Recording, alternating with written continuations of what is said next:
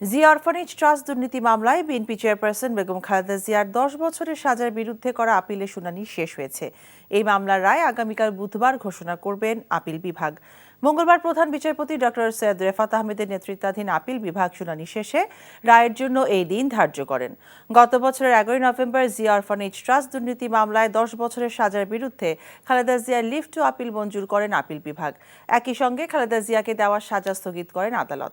2018 সালে Zia orphanage trust দুর্নীতি মামলায় খালেদা জিয়াকে 5 বছরের কারাদণ্ড দেন বিচারিক আদালত। একই সঙ্গে এই মামলার অন্য 5 আসামির প্রত্যেককে 10 বছর করে সশ্রম কারাদণ্ড দেওয়া হয়েছিল।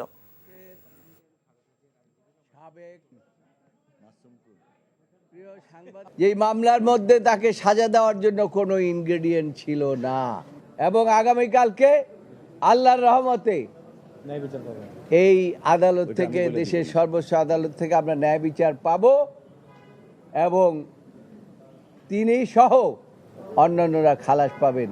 জিয়া পরিবারকে ভিকটিম করার জন্য ম্যালিশিয়াসলি এই মামলাটা দায়ের করা হয়েছিল। মামলা দায়ের করা হয়েছিল আউট অফ পলিটিক্যাল গ্রাজ, ব্যক্তিগত জিঘাংসা, রাজনৈতিক প্রতিহিংসার কারণে মামলা দায়ের করা হয়েছিল।